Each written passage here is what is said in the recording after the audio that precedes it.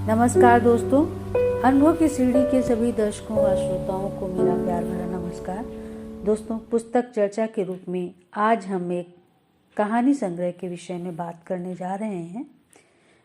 इस कहानी संग्रह का नाम है कोर्ट मार्शल फिर से, जिसके लेखक हैं डॉक्टर रविंद्र कात्यायन। यह पुस्तक वर्ष 2020 में India net books private limited Noida से प्रकाशित हुई है। इस संग्रह में लेखक की 11 कहानियां संग्रहित हैं। रविंद्र कात्यायन जी का जन्म लखनऊ में हुआ, परंतु वर्तमान में मुंबई में निवास कर रहे हैं और मणिबेन नानावटी महिला महाविद्यालय विलेपार्ले मुंबई में अध्यापन कार्य कर रहे हैं। आप यहाँ पर हिंदी विभाग के अध्यक्ष एवं पत्रकारिता एवं जनसंचार के संयोजक भी हैं। 12 वर्षों तक आपने राडार टेक्नीशियन के रूप में सेवा की। बाद में आप अध्यापन से जुड़े। अध्यापन के साथ ही एक कथाकार एवं पटकथा लेखक के रूप में भी आपका परिचय है। आपने ये है पैरानॉर्मल इश्क, टामची फीचर फिल्म एवं चलो साफ करें, सुख वेतील, मुख जातील, कारगिल की शौर्य गाथा, संस्कृत ऑफ इंडिया आदि धारावाहिकों की भी स्क्रिप्ट लिखी है। इडबा के आप कार्यकारी समिति के सदस्य हैं। आपकी साहित्यिक अभिरुचियों एवं लेखकी योगदान के लिए अनेक राष्ट्रीय एवं अंतर्राष्ट्रीय स्तर के पुरस्कार मिल चुके हैं। जापान, थाईलैंड, अमेरिका, दुबई, चीन, हांगकांग, इंडोनेशिया, वियतनाम एवं कंबोडिया आदि देशों की आपने अकादमिक एवं साहित्यिक यात्राएं की हैं। आपका लेखन बेजोड़ है। आपने कहानियां लिखनी कहाँ से शुरू की हैं, इस विषय में इस पुस्तक में आभार के रूप में आपने लिखा है कि कहानी लिखना मैंने तब आरंभ किया जब भारतीय वायुसेना की नौकरी से छूटकर गोवा विश्वविद्यालय में अध्यापक हो गया। फौज में कुछ बंदिशें तो थी ही, बचपना भी था। वैसे साहित्य से लगाव तो बचपन से ही था, परंतु नाबालिग उम्र में वायुसेना में भर्ती होने से साहित्य से सामना कुछ कम हो गया था। इस दौरान नौकरी के साथ साथ पढ़ाई लिखाई भी चलती रही। 12 साल 2 महीना 20 दिन तक वायुसेना का दाना पानी लिखा था। इन सालों में फौज का अनुभव और अनुशासन तो मिला ही, साथ में देश के विभिन्न अनजाने अपरिचित हिस्सों को भी निकट से जानने समझने का मौका भी मिला। वायु सैनिक तो होते ही हैं। हरफन मौला, उन साथियों की जिंदा दिली, शरारतों और महत्वाकांक्षाओं के साथ जिया भी और जूझा भी, और इस दौर का जिया जीवन ही मेरी कहानियों की आत्मा है। ये मेरी जी हुई कहानियाँ हैं। इनमें मेरे व्यक्तिगत जीवन के अनुभव हैं। इनके बहुत से पात्र आज भी मेरे संपर्क में हैं।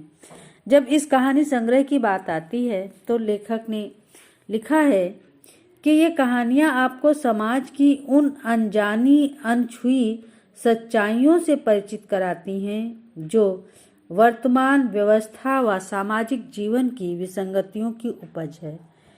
कहीं फौजी को शिकार बनाकर उसके कोर्ट मार्शल का खेल है, या फौजी के प्यार में पागल लड़की है। कहीं पागल खाने में भर्ती मानसिक रोगियों के जीवन के त्रासद प्रहसन हैं, तो कहीं परंपरा और मर्यादा के नाम पर आडंबर व शिक्षा के भ्रम हैं। कहीं सांप्रदायिक उन्माद भड़काकर या धार्मिक विद्वेष फैलाकर व्यक्तिगत स्वार्थों की पूर्ति करने वाले नेताओं की दुरभिसंधियां हैं, तो कहीं महाविद्यालयों व विश्वविद्यालयों में पढ़ाने वाले प्रोफेसरों के जीवन की स्याह सफ़ेद छवियों की वितृष्ण लीलाएं, या फिर बदला लेने की स्वाभाविक प्रवृत्ति की क्रूर परिणति। फौजी जीवन का संघर्ष, नारी सशक्तिकरण, मात्र सत्तात्मक परिवारों में स्त्री की भूमिका, उच्च शिक्षा में व्याप्त भ्रष्टाचार व स्त्री शोषण, मीडिया, सत्ता और नेताओं के षड्यंत्रों को इन कहानियों के माध्यम से जाना जा सकता है। तो दोस्तों, ये लेखक का अपना कथन है और इस संग्रह में लेखक की जो 11 कहानियाँ संग्रहित हैं उनके शीर्षक बहुत ही मतलब आकर्षक हैं। मैं उन शीर्षकों को बताना चाहती हूँ। आपकी जिज्ञासा इनको जरूर ही पढ़ने के लिए करेगी। इन शीर्षकों को देखिए कि अंतर्द्वंद, कोर्ट मार्शल, प्यार में लड़की, इंस्पेक्शन, हेल्यूसिनेशन, कॉन्फ्रेंस, कालिदास की शकुंतला की स्कैनिंग, लालचंद उर्फ आम आदमी की स्लो डेथ, ब्रेकिंग न्यूज़, कारवां गुजर गया, कहानी यहीं ख़त्म नहीं होती। जी हाँ, कहानी यहाँ ख़त्म नहीं होती। हम आशा करते हैं कि लेखक की अगली पुस्तक शीघ्र ही हम लोगों के सामने हाजिर होगी। उनका सृजनशील कार्य ऐसे ही चलता रहे। और दोस्तों, मैं इस संग्रह की एक कहानी आप लोगों के समक्ष रखती हूँ। इस कहानी का शीर्षक मैं रविंद्र कात्यायन जी के संग्रह कोर्ट मार्शल फिर से की एक कहानी का पाठ, जिसका मैं पाठ करना चाहती हूँ आप लोगों के समक्ष। उसका शीर्षक है कॉन्फ्रेंस। तो कहानी देखें। Air marshal RD. सिंह को कमांडर कॉन्फ्रेंस करने का बहुत शौक था। इसमें उसकी कमांड के सभी स्टेशनों और यूनिटों के कमांडिंग अफसर साल में एक बार एकत्र होते और उनकी कॉन्फ्रेंस 3 दिन तक चलती। वैसे तो इस प्रकार की कॉन्फ्रेंसों का रिवाज सभी कमांडों में होगा, परंतु एयर मार्शल आर.पी. सिंह की कमांड में होने पर इसका स्वरूप कुछ विशेष ही होता था। उस बार यह कॉन्फ्रेंस पीक पर हुई। मेरे पीक पर जाने के दूसरे ही वर्ष यह कॉन्फ्रेंस पीक पर होनी निश्चित हुई। पीक का मौसम है उत्तेजक, ठंडा और कपकपाऊ।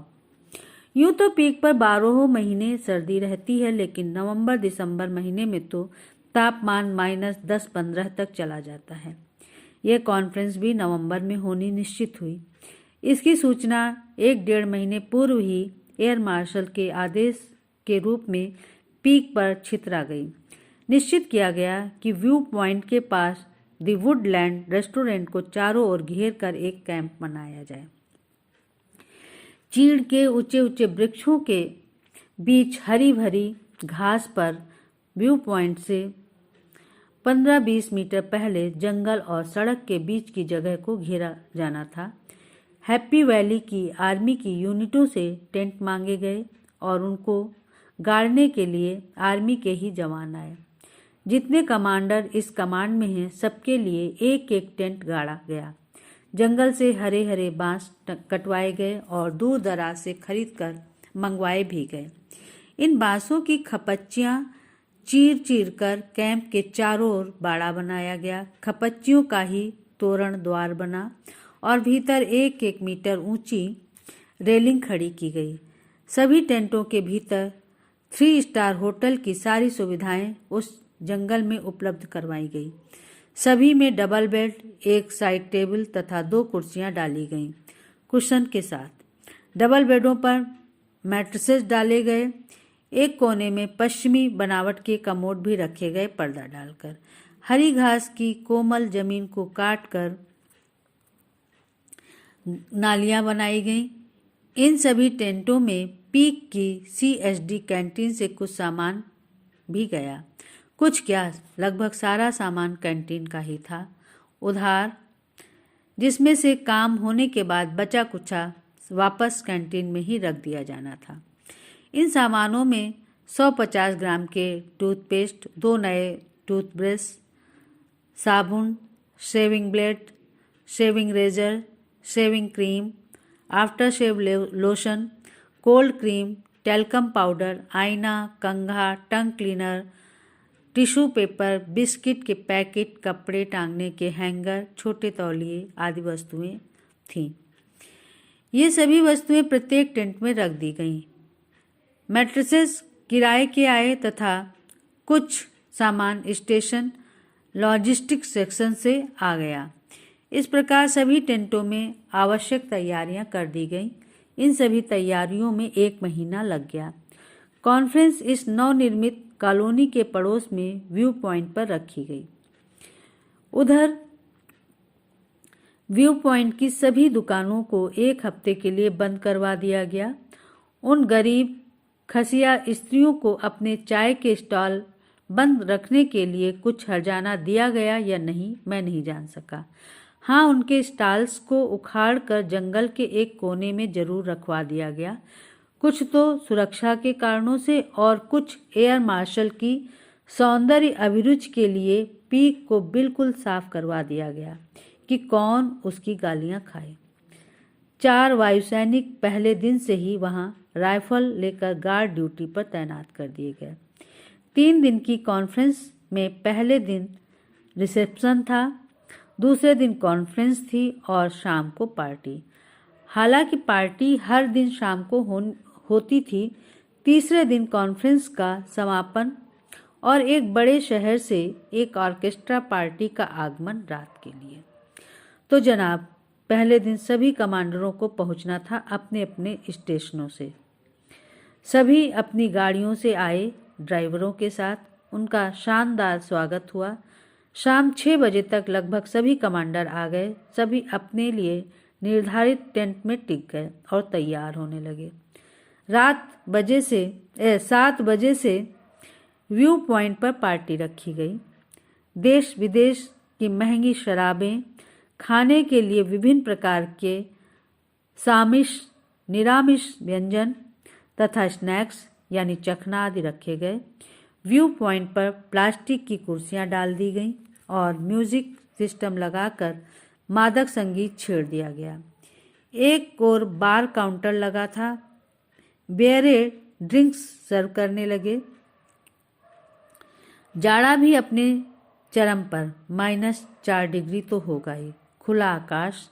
सभी अपनी अपनी पत्नियों के साथ चिपक कर डांस करने लगे, नशे में मस्त झूमते हुए। पहले दौर के बाद धीरे धीरे शराब का सुरूर बढ़ा तो फिर एक दूसरे की पत्नियों के साथ नाच का दौर शुरू हुआ। कहना न होगा कि फिर आगे किस तरह का नाच वगैरह होता रहा। लगभग 10 बजे सभी के लिए अफसर मेस से खाना आया। कुछ ने खाया, कुछ ने नहीं, कुछ सिर्फ पीते ही रहे। खा पीकर सब अपने अपने टेंटों में घुस गए। कैंप के गेट पर वायु सैनिक राइफल लेकर ड्यूटी करते रहे। बीच बीच में वायुसेना, पुलिस के जवानों, अर्दली अफसर, ड्यूटी अफसर आदि की गश्त भी जारी रही। दूसरे दिन प्रातः 7 बजे कॉन्फ्रेंस प्रारंभ हुई। उसमें सभी कमांडरों द्वारा अपने अपने स्टेशन यूनिट की उपलब्धियों का लेखा जोखा प्रस्तुत किया गया। कुछ ऐसी बातें भी उठी जिनसे सभी प्रभावित होते थे। कुछ नए तथ्यों पर प्रकाश डाला गया। कमांड को और बेहतर बनाने के लिए सभी से राय मांगी गई और सभी को दी गई। कोई कोर्ट मार्शल होने वाला था, उस पर चर्चा की गई। अंत में 1 बजे कॉन्फ्रेंस रुक गई भोजन के लिए। लंच के बाद 2 से 3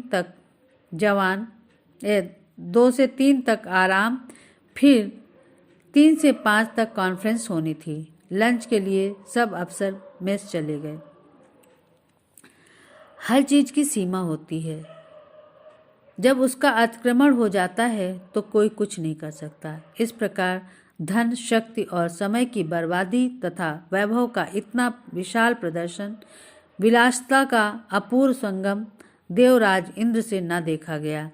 2 बजे से पहले ही हल्की बारिश प्रारंभ हो गई और 3 बजते बजते वर्षा ने अपना विकट नर्तन शुरू किया। कॉन्फ्रेंस में आए सभी कमांडर अपनी अपनी पत्नियों सहित अपने टेंटों में दुबक गए। शाम तक बारिश खूब हो गई। व्यू पॉइंट पर तो खुला आसमान था, वहाँ तो कुछ हो ही नहीं सकता था। सभी ने अपने अपने टेंटों में शराब मंगाकर पीनी शुरू कर दी। पर साहब, टेम्परेचर वैसे ही माइनस में था, ऊपर से यह गजब की लगातार बारिश। टेंट कब तक साथ देते? लगभग सभी टेंट पूर्णतः भीग चुके थे। तेज हवा भी लगातार सीटियां बजा रही थी। तापमान -10 डिग्री से नीचे गिर चुका था। उन कमांडरों में अधिकतर 50 की उम्र के लपेटे में थे। उनकी बूढ़ी हड्डियां कांपने लगीं। बेहतरीन दारू भी उनकी कोई मदद न कर सकी। अंततः वह एक एक कर अपनी अपनी गाड़ियों में पत्नी के साथ कमांड की ओर कूच कर गए। कुछ शाम को, कुछ रात को, कुछ आधी रात को। दूसरे दिन सवेरे तक कुछ जवां मर्द ही टेंटों में बचे रह गए। न बंद हुई बारिश और न हुई कॉन्फ्रेंस। अधिकतर टेंट टपक रहे थे और जिन खूंटों में वे बांधे गए थे वे खूंटे भी अब ढीले हो चुके थे और हिलने लगे थे। जमीन की घास काट दी गई थी, बहुत छोटी छोटी, लिहाजा पानी बहते रहने के कारण जमीन बिल्कुल गीली हो गई और किचकिच फैल गई। दोपहर तक सभी कमांडर कमांड में शिफ्ट हो चुके थे। दोपहर के बाद इंद्रदेव का प्रकोप कुछ शांत हुआ, बारिश बंद हुई और सर्दी बहुत बढ़ गई और तापमान बहुत गिर गया। शाम तक मौसम कुछ मेहरबान हुआ। कॉन्फ्रेंस तो जितनी होनी थी हो चुकी, पर शाम की विशेष पार्टी बाकी थी। शाम 7 बजे पार्टी व्यू पॉइंट पर शुरू हुई। एक किनारे पर काउंटर लगा। सारे कमांडर आ गए। दूसरे बड़े शहर से एक ऑर्केस्ट्रा बुलवाया गया आज के इस माकूल अवसर के लिए, जिसका एक रात का किराया 4-5 लाख से कम क्या रहा होगा। किराया ज़्यादा होने के कारण था ऑर्केस्ट्रा की 3 सुंदरियां। अब सारे अफसर तो विवाहित थे नहीं। जो विवाहित थे वे भी, उनकी पत्नियां उनसे और वो अपनी पत्नियों से बोर हो चुके थे। लिहाजा छड़े अफसर अपने साथी या सीनियर अफसरों की पत्नियों की कमर में हाथ डालकर नाच रहे थे और वो अफसर ऑर्केस्ट्रा की उन खिलाड़ी लड़कियों के साथ बारी बारी से होड़ लगाकर नाच रहे थे। कुछ ऐसी पत्नियां भी थीं जो अपने पतियों से 4 हाथ आगे थीं। वो अपने सारे नाच नखरे उन जूनियर अफसरों पर झाड़ रही थीं जो उनके साथ नाच रहे थे। कुछ के अपने पतियों के साथ अच्छे संबंध नहीं थे और कई बार उनका झगड़ा स्टेशन के अस्पताल तक जा पहुंचा था। वो बिना किसी की परवाह के जिसके साथ मन हो रंगरलियां मना रही थीं। तो इस वक्त चांदी भी उन नए अफसरों की थी जो छड़े थे। कड़क सर्द मौसम, आकाश में हजारों तारे खिले थे। लगातार 2 दिनों की बारिश ने आकाश का सारा कलुष धो डाला था। चांद को निकलना नहीं था। अमावस्या कल होकर गई है। यद्यपि पीक पर बिजली की समुचित व्यवस्था की गई थी और पीक ट्यूब्स की रोशनी में डगमगा रही थी, परंतु चारों ओर निस्तब्ध एकांत, चांदहीन रात का वीराना, घने चीड़ और देवदार के लंबे वृक्षों से सरसराती तेज सर्द हवाएं खून को जमा देने वाली एक अनोखा एहसास करा रही थीं। चारों ओर जंगल का सन्नाटा पीक पर गुलजार पार्टी के शोर के साथ घिर मिलकर आसपास के सारे क्षेत्र को गुंजार कर रहा था। ऊपर अनंत तारे आवाज देकर धरती को अपने पास बुला रहे थे। पीक से नीचे देखने पर 180 अंश के कोण में बसे शहर की रंग बिरंगी बत्तियां आकाश के तारों को मचलते हुए झिलमिल इशारे कर रही थीं कि आजा, तुझको पुकारे मेरा प्यार। उधर शहर की झिलमिलाती बत्तियों और आकाश के तारों में इस प्रकार की आग मिचौली चल रही थी, मगर कमांडरों की पार्टी भी पूरे शबाब पर थी। शराब सबाब कबाब के दौर पर दौर चल रहे थे। झमाझम संगीत और उस पर नाचती गाती तितलियां जिन पर सारे अफसर फिदा, सभी उनके साथ नाचने को बेताब। डांसिंग लाइट्स का कमाल अपना अलग असर दिखा रहा था। कभी कभी जब वो नाचती रोशनियां कुछ क्षणों के लिए गुल होती तो उन तितलियों के साथ या उनके पास वाले अफसर उन्हें चूमने चाटने की कोशिश करते, पर यह तो उन तितलियों का रोज का काम था। उनका पेशा था नाचना गाना, ना कि देह व्यापार। वो उन अफसरों को मीठे झटके देकर अलग हो जाती। वो यहाँ आई ही इस शर्त पर थी कि नाच गाने से अधिक की कोई फरमाइश उनसे ना की जाए। उन्हें पता था फौजी तो भूखे भेड़िए की तरह होता है। मौका पाया और चट कर गया। बहरहाल शरीरों की गर्मी खूब बढ़ चुकी थी। मौसम का तापमान भले ही माइनस में हो गया था, पर शरीरों का तापमान पूरे उफान पर था। लिहाजा कुछ जवान नर्तकों ने अपने कोट या गर्म कपड़े उतार दिए। पसीना जो बहने लगा था। पत्नियों ने भी होड़ लगाते हुए अपने शॉल या स्वेटर शरीर से अलग कर दिए। हुआ यह कि एयर मार्शल को वह पार्टी बहुत भा गई।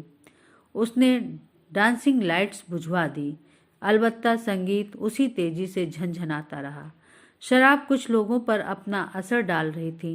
न पीने वालों में शायद 2 या 3 पत्नियां थीं जो नाच कर थक चुकी थीं और अब एक किनारे बैठी पार्टी का आनंद ले रही थीं।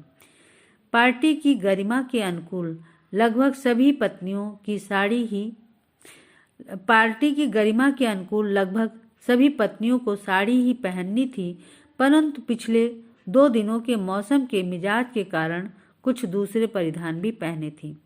अंधेरा बहुत नहीं था शुरू में, लेकिन चमकदार रोशनी के बुझ जाने से काफी महसूस हो रहा था। कुछ देर बाद आकाश के तारों की मध्यम आभा में शरीरों की गति ठीक से नजर आने लगी। अब सितारों की मादक रोशनी में हो रहा नृत्य संगीत के साथ एक अद्भुत लय रच रहा था। एयर मार्शल रिपुदमन सिंह भी एक जूनियर अफसर की पत्नी की कमर में हाथ डाले धीरे धीरे थिरक रहा था। ऑर्केस्ट्रा पर गाना गा रही तनवंगी नायिका झूमते हुए गा रही थी, my name is Sheila, Sheila की जवानी। तेजी से नाचने और अपने पति या उसके साथी की बाहों में फिसलने से कुछ पत्नियों की साड़ी उनके बदन से अलग हो गई, या कहें कि उनका शरीर साड़ी का बोझ सह नहीं पा रहा था, सो उतार फेंका। वो साड़ियाँ बाधा जो बन रही थीं।